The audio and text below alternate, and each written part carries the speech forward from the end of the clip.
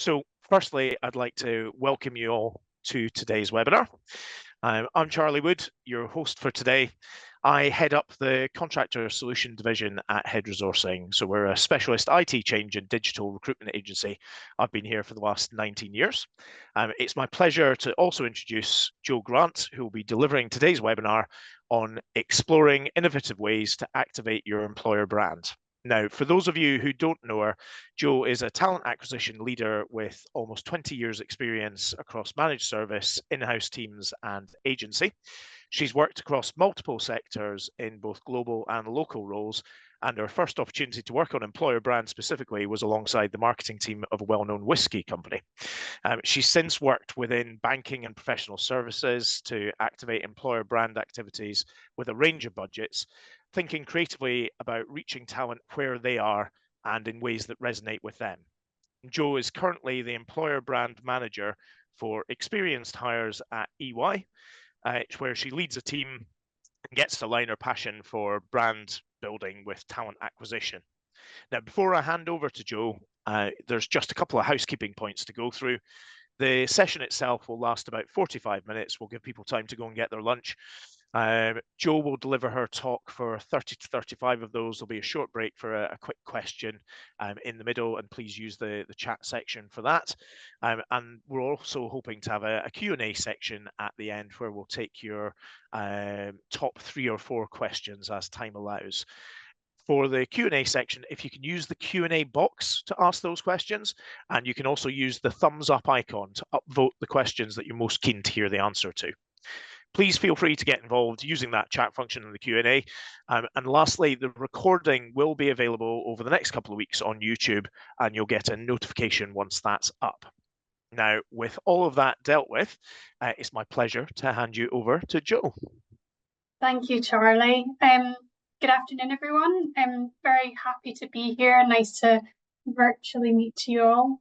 I'm just going to touch on, for me, the employer brand, kind of the initial kind of talking points. And I thought, first of all, what I would probably do is just give a high-level view of what we'll cover. So employer brand basic principles. I'm not going to assume, I know that there will be some employer brand experts on the call, but I don't want to assume that everyone knows the basic principles of employer brand, so I thought I'd just cover that.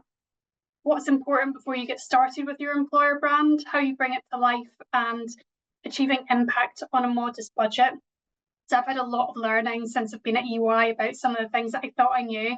As we work through some of these big campaigns, hopefully today I can share with you some of the lessons that I have learned. So just to start at the very beginning with regards to what is employer brand. So in employer brand roles, we help organisations to differentiate themselves in the market. This is about raising awareness, driving attraction, and ultimately, I suppose, mainly the purpose is about how we attract candidates to want to apply for roles at our organisations. So this is about thinking about it all as a funnel. So if you think about it at the very beginning, people will never apply for you if they don't have an awareness of your organisation. Then you move into the attraction element. So are they starting to consider your brand as somewhere that they would want to work? Are they interested then in applying? So when they find out more about you, what do they do and what actions do they take that their interest is piqued to a point where they apply? And then they come into that normal talent acquisition funnel of going through the interview and hiring process. The very bottom of that funnel is really around when people are in your business, then about advocacy. So using the people within your organisation, and they are your most powerful and effective tool with regards to attracting people to your organisation, that then come back up to that top of the funnel and help you with driving that awareness and attraction.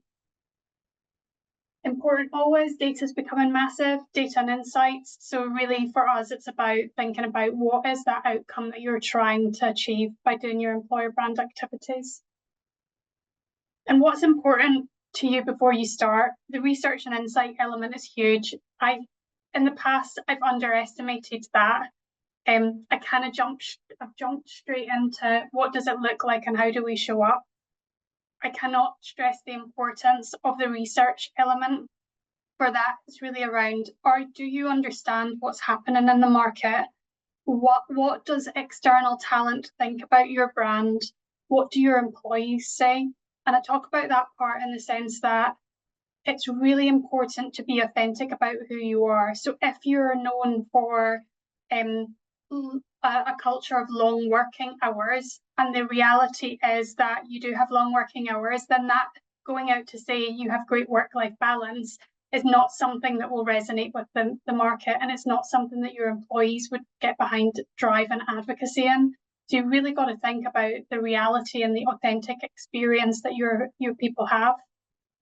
And what's the challenge and what's the opportunity? So actually you might have a really strong awareness, and that's probably something that we deal with across certain service lines within EY, is what's the challenge that you're dealing with? So people have a really strong, in most sectors, understanding of who EY are, but they don't consider us because of a number of different preconceptions that they might have. So for us, it's about understanding what is that challenge and what is that barrier that we're trying to overcome. Quite often we find, particularly, and I'll come on to talk about it later, in the Northern Ireland market, we're not particularly well known, but when people know us, we can convert people really well through that funnel. So it's also thinking about, through that funnel, is there a particular part of that that's becoming your challenge? Because that's the part that you can really affect and have an impact on. And is there something unique that you feel differentiates you in the market that you want to talk about? What is your EVP, and being really clear on all of those items and elements that would be attractive to someone to want to come and work for you? So that brings me on to candidate personas. So I'm interested to know, and I think we've got a poll that will open. Are you clear on your target audience before you start to generate ideas? So how many of you look at a candidate persona?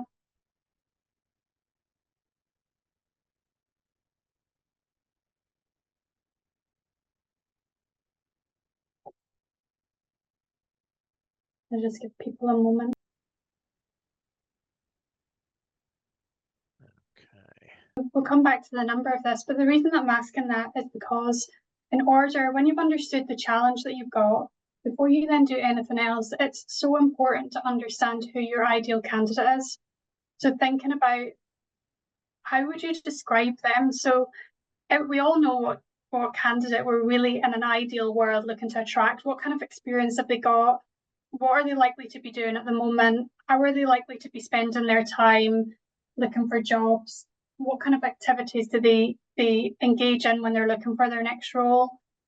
What things are important to that individual, and how does what they're looking for align to your EVP? So we've got 43% answered yes, 21% no, and 36% most of the time. So the Okay, majority put some thought into it. brilliant. No, that's great. And I think if you're clear on your target audience and you're clear on what your challenge is, that's what you need to get the baseline of first before you're activating anything. And then activation, again, I hadn't thought about this. So in a number of other roles, I've gone through the research and I've been really clear about who my audience is. I've been clear sometimes about the channels that I might want to show up on, but that's the part for me that I've realized is one of the most important things when you're planning to get into, is defining where you're going to show up and what assets you will need. So when I talk about that part, that's really for me around thinking about, from if all your activation is going to be digital, then you could do videos or you could do static assets. And that's the part that you're then going into your creative thinking about, how would you bring that to life? If you are in a situation where most of your, let's take an organization as an example that's maybe in the manufacturing space, if they've got a big recruitment drive for warehouse staff, doing a big shiny video that shows up on LinkedIn is all fantastic and it looks great. But actually, if that doesn't reach your audience in a way that's meaningful for them, showing up in a place that they're engaging, then it's just a really nice shiny thing to push out there. It's not actually solving any of your problem with regards to attracting those individuals, changing the messages. So you've got to start thinking slightly differently about your candidate persona and then how are you going to activate that. So there's probably no point in doing a video, for example. You're probably thinking about something that's a bit more tangible to activate. So my next question and my next poll then is, do you outline how your employer brand activity, do you outline that before you start to generate your creative ideas? So how many of you have done what I've done in the past and jumped straight into that before generating ideas, before you're really clear on what your end employer brand activity will look like? How many of you think about that really shiny, what it will look like, and jump straight to LinkedIn, for example, without thinking about your audience and the types of activity that will engage with those people?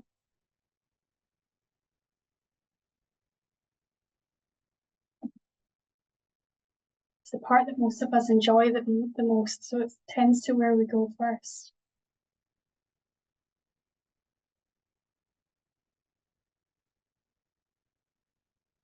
Just give everybody a minute to answer that as well.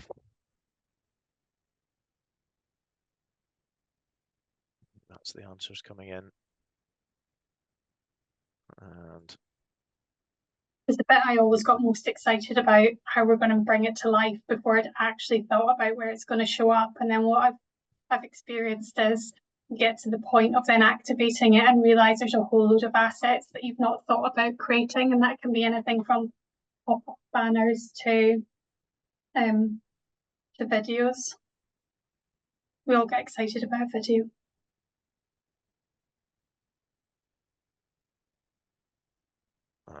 So we're about 50% occasionally, 40%, 2% always. So that's great. For the 8% that rarely do that, I would really encourage you to think about, what does that end space look like? And then that comes on to bringing it to life. So what can that look like? So there's a number of different things that you can do to stand out from the crowd and get inspiration from others in that space. Some of the spaces that you can activate are job boards, programmatic display, paid search, Glassdoor, radio and audio. Now that's an interesting one for us. It sounds a bit old school, but Spotify is a great place for activating. And we've been using radio a lot in Northern Ireland, because when we think about the candidates and their journey and how they engage out of work, radio, they've got a very high percentage radio in Northern Ireland, so having a presence there is something that's worked really effectively for us. Social media and out of home, and for those that don't know out of home, because that was a lesson I learned, out of home means basically anything that is kind of billboards, external advertising. It's quite pricey, so I found it's maybe not one of our most effective, but I'll come on to show you some ways that we have used it that has been quite effective. Think creatively about how you're going to stand out from the crowd. So when you think about some of the activations that you go to, how are you going to show up differently? What are you going to do with regards to on a job board where it's standard? How will you stand out either in your messaging or your imagery from the crowd?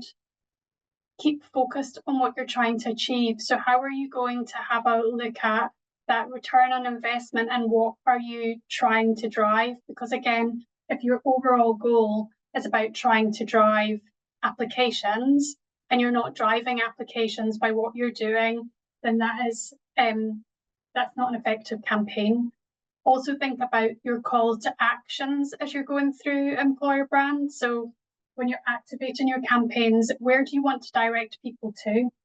We do a mix of different things. So that might be to our website, and we simply want to drive traffic to our website, our careers pages.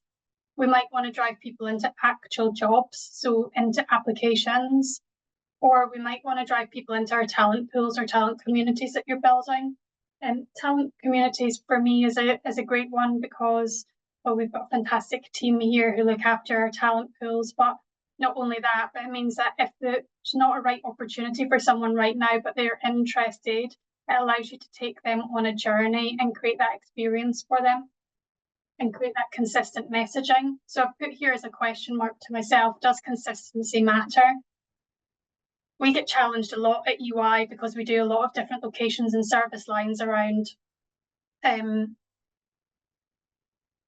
something different all the time. How are we doing something fresh, something new? How are we coming up with a new idea? How do we look different? How does one campaign differentiate itself from another? Sometimes I have to step back and ask myself, does it actually matter? Because EY is a big brand and we have a really clear big yellow logo. So there's only so much that we want to come away from that, and actually having that consistency of using that consistent look and feel actually helps to resonate with people and remind people, and it starts to be something that they're familiar with, something that they feel that they're building up a relationship with you. So sometimes it's good to do something a bit fresh and different, but I'm not sure that consistency isn't always just a great way of doing it as well. So I'm just going to pause there. We're just about halfway through the kind of presentation just now. I thought what we would maybe do is think about what you've all done with regards to activating brands and in a creative way. I keep flashing up the next bit, and we'll come back to what we did in Northern Ireland. But yeah, is there anything that anyone's got that they want to share around something creative that they feel that they've done in the employer brand space that they thought worked well? I think we're asking Charlie if he was pop anything in the chat. Yeah, we haven't had a response yet to that particular point. I think I remember we had what we thought at the time was a brilliant sort of external employer brand piece, which was advertised. I think it was on the trains at the time. This was going back, must be about 10 years ago, maybe even 12, which was highlighting the fact that Java to us was more than a cup of coffee written in Java code, to try and attract a particular set of developers to come and work with us. So it was trying to think about things differently to attract specific people who'd understand that to our brand, which I think is probably relevant to this. But I don't know if there are any other examples that people have done specifically with brands recently where they've reached out creatively.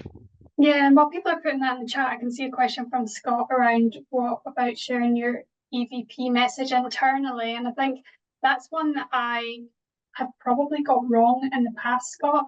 I think absolutely your people are your most powerful asset with regards to sharing it and their own authentic stories and experiences.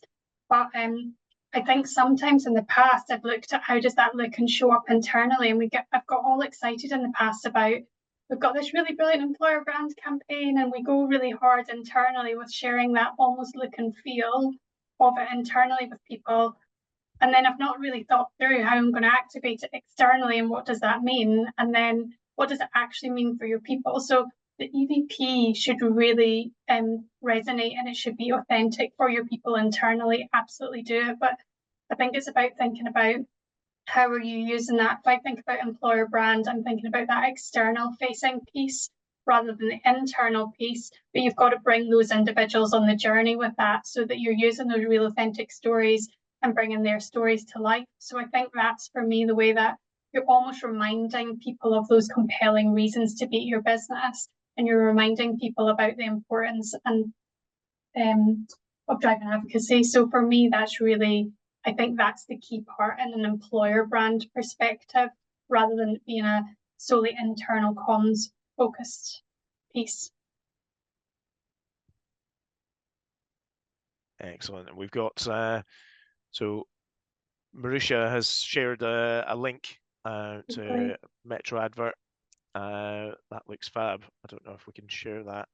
Yeah, and don't diss the Metro. Some of those in print publications, I know myself, I tend to grab one, and if I flick through, again, it's about where your audience is. So if it's an audience that commutes, Metro advert is brilliant. And if it's not a place where people would commute to, so we've got some locations, for example, particularly in Scotland, where we know people are most likely to drive to, then that's probably not the effective place to be putting your advert. So yeah, I keep coming back to think about your audience.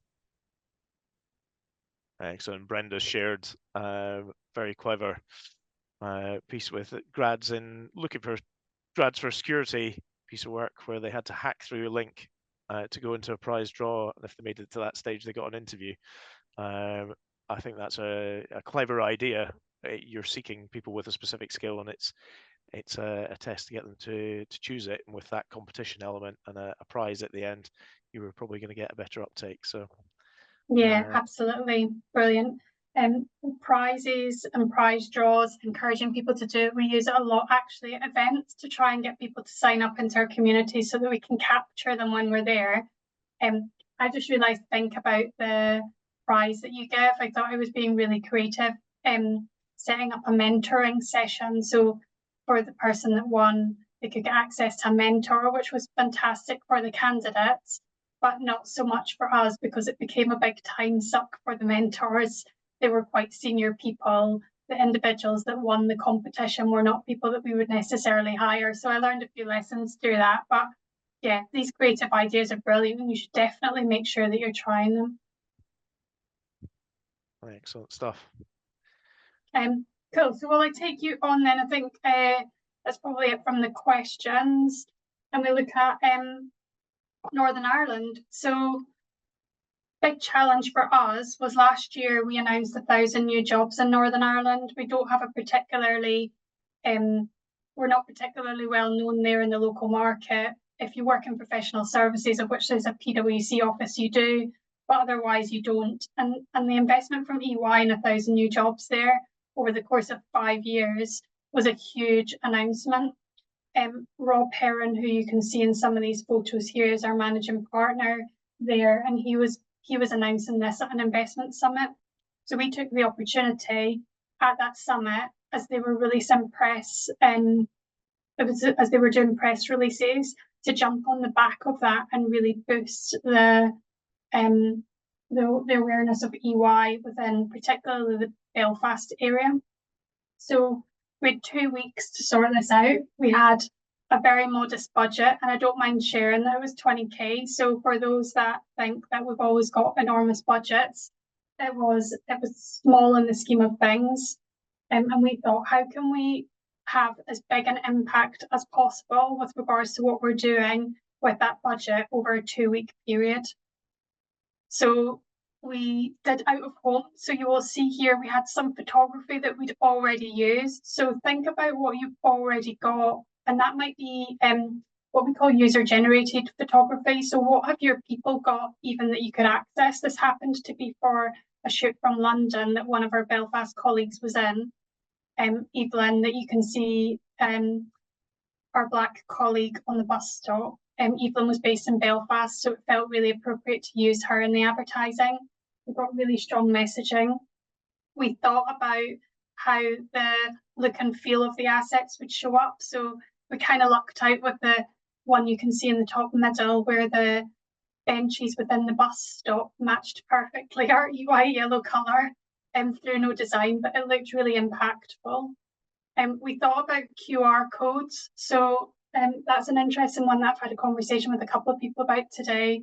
QR codes are not something that we really love at EY, particularly for any social things, but where you're out of home and you're trying to encourage people as a call to action to do something, QR codes work really effectively with making it easy for people to come on the journey with regards to where you are. We also used some advertising in the local airport so that it was really visible. Out of home for me is probably one of the more expensive things. I realised that it's quite expensive. It comes in 2-week cycles. It's static, and if you're on a commuting link, it can work really effectively, but it's probably not one of the most cost-effective ones for me. On the top right, you will see 1,000 number. We created an image and we used that across all our social media and all our advertising. So we were really pushing that unique differentiating factor of investment in jobs. To the left of that, there's a graphic, and just below it, you can see a chap there. What you probably can't see in that shot is a spray can. So that image was actually something that we commissioned an artist to look at producing for us. We did it live in a shopping centre We took photos and we put it on social.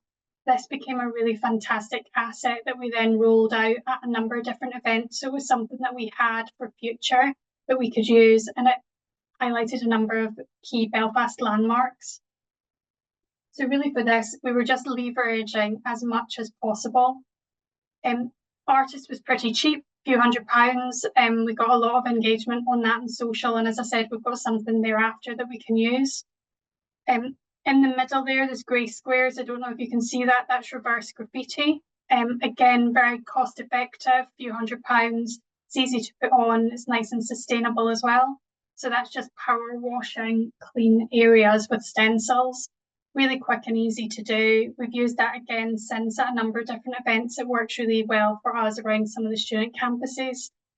It was unplanned, but when that showed up outside PwC, they quickly came and washed the the pavement outside their office. It wasn't by design, it was by accident by the people that put it up. But yeah, you can see where you can be quite targeted with regards to where you could put that on commuter links.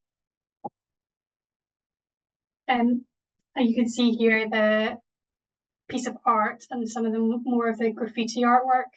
But the biggest thing that we did was creating these assets and making them available to our people internally within EY. We encouraged people to post on their own social channels. We encouraged people to post what the investment in these new jobs would mean for them. And we really drove significant results from that. So advocacy, so our people pushing that out, we achieved 175,000 reach. So that was enormous. In total, we had over 150,000 impressions on social. That's where people see it, and over 6,000 engaging. We had over 2,000 views of our website, 1,500 of them being unique visitors. Our press coverage was up over 1,000%, and overall we had a 5.2 million reach. So for us, piggybacking on a main event, thinking creatively about how we show up and having an impact, leveraging social to push out the activity and using our people, created this fantastic engagement and reach with what I would say at 20k is a pretty modest budget. We then went on to do some other activities, which again, a couple of them were cheap and some of them a bit more impactful.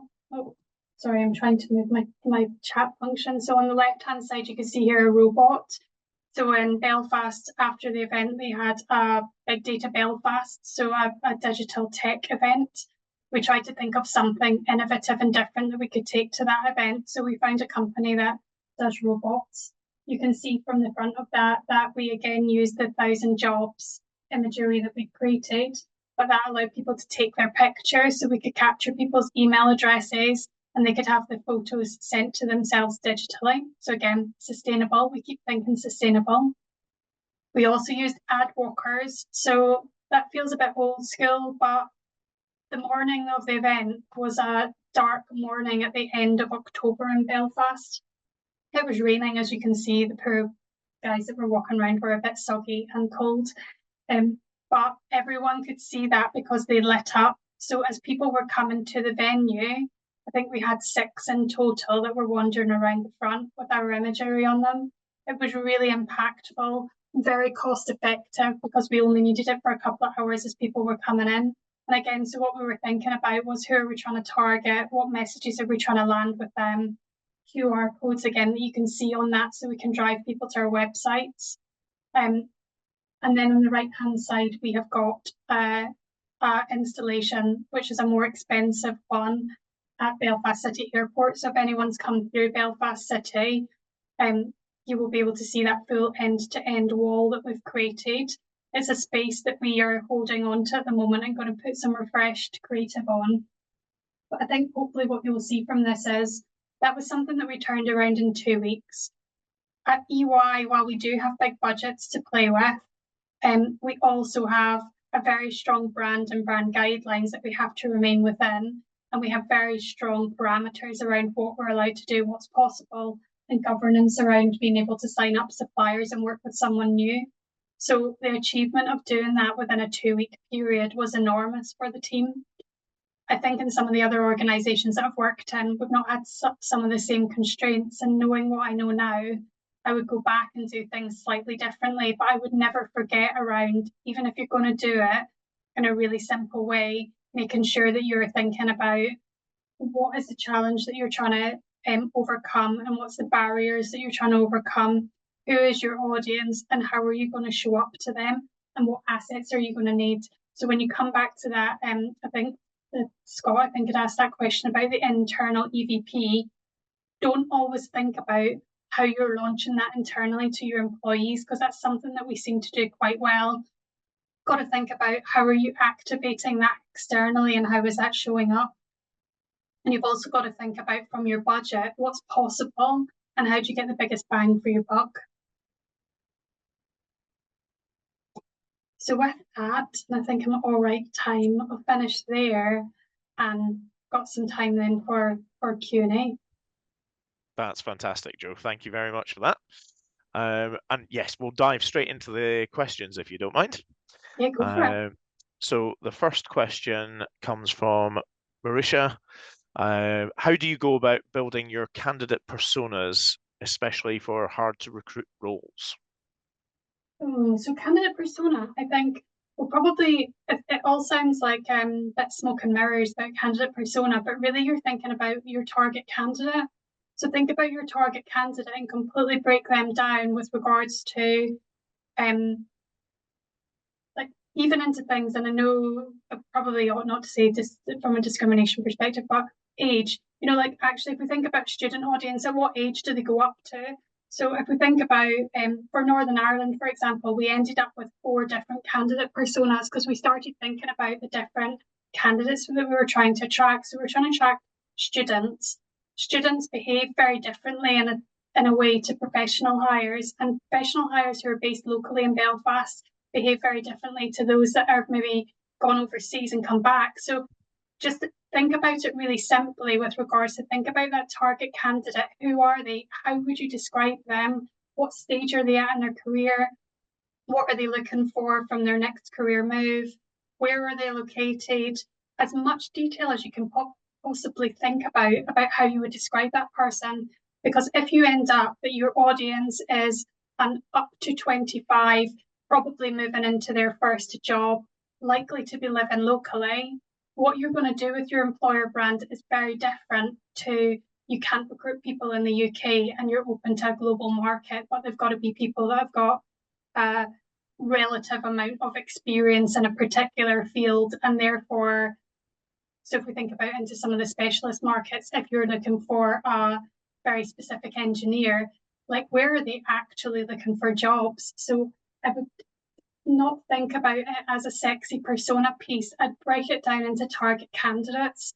And then the danger is, particularly for something like Northern Ireland, where we've got a number of different roles and a number of different levels of roles, that it becomes that there's 4 candidate personas. Okay, do you want to go after one of them first? Is one of them the most critical one for you? And actually, how do you build a campaign that's aimed at that one to start with, rather than trying to be everything to everyone? And that was a lesson that I learned certainly through this campaign. Excellent. Hopefully that answers the question. I think so. And we've got a couple of questions from Scott. So the first one is around how you go about driving understanding of the employer brand with employees. I know we've touched on this, but sharing what you stand for as a business so that the experience of working for a business reflects the employer brand. That's kind of a difficult one, because there's part of me says your employees determine your business. So I think let's make sure that we're not talking at 2 cross purposes here, because I think if you've got a cultural problem or a different culture that you're trying to embed, that's very different to your employer brand. So your employer brand, whether you've done it by design or not, exists anyway. The experience that people are having, what it's like to work for your organization, that currently exists. So if you're trying to remind people about why it's a great place to work, you've got to be sure that what you're talking to is authentic and how it would actually resonate with your people in your business.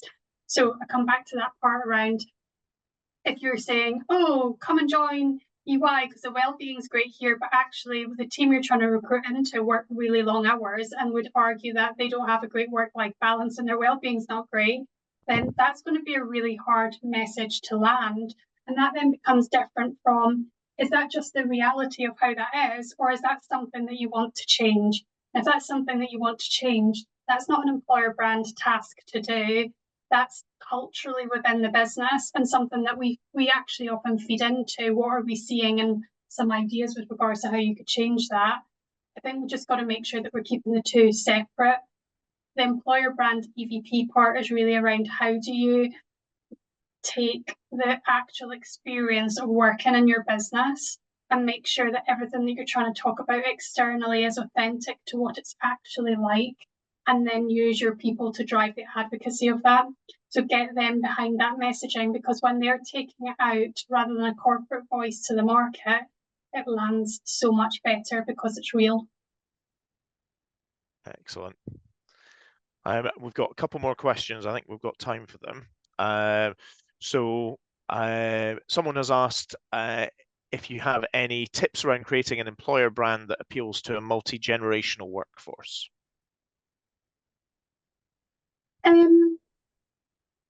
It's possible, but I think what you've got to think about is the channels that you show up and how you show up, because you can absolutely do it if you stay true to your own corporate tone of voice and what you're like to work for. I think that's just the experience regardless of the generation within the organization, but different things will appeal to different people at different stages and ages of their career. Also, coming back to that candidate persona, where people look for jobs and how people are engaging is very different. So an older professional generation are going to engage in things like LinkedIn, younger generation on things like TikTok. So you might decide that you've got different candidate personas within your campaign, and you can have an overarching campaign, but you've got to think about how you're showing up. Sorry, Joe, I think you froze for a second there. Oh, sorry. Yeah, sorry, I was just saying you can have an overarching campaign, but you've got to think about your audience, and you've got to think about those individual personas, because how you might show up might be different might need to be different to different people. So you could have a big overarching campaign, but you've got to think about the platforms that you would activate on, and some of them have to be slightly different. So that's how you come back again to your assets. So you're going to need short videos for TikTok, but you can use something a bit longer on LinkedIn, for example. So it's not to say that it can't be part of the same campaign, but when you're going into that, you've got to be really mindful about who you're going to talk to on what platform, so that you're producing the right assets. Excellent stuff.